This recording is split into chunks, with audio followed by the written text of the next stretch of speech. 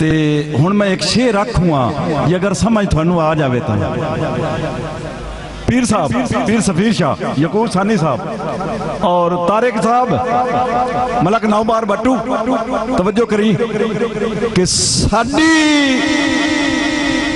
अख च अणख दी लाली है असी नगरी दे सरदार हैं।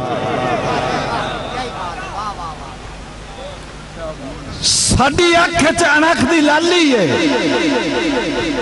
असी नगरी दे सरदार हैं। बेकिंठे ते बद नस्ले नहीं असी काज़िम गैरतदार हैं। और पहलू परेख लविंदा है संगतां नू पहलू जोख लविंदा है संगतां नू मुड़ सिर ते चांदे बाहर आए सिर चांदा बेशक वग जावे असी पग दे पारेदार हैं। और बंदा नस्ली राठ मालूम होना है किसे तू खुददार दा लहू है।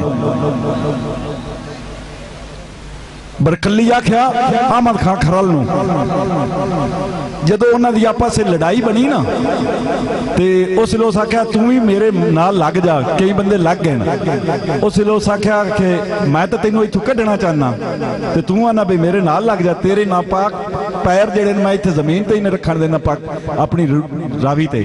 उस अगू आंदा है कि बंदा नस्ली राठ मालूम होना है। बरकली आंदा है बंदा नस्ली राठ मालूम होना है ओ किसे तू खुददार दा लहू है। जाए गाटे लाए बेअनखी दे तू उस तलवार दा लहू है।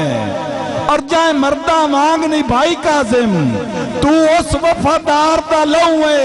और जाए मर के पगड़ी वेची नहीं तू उस सरदार दा लहू है।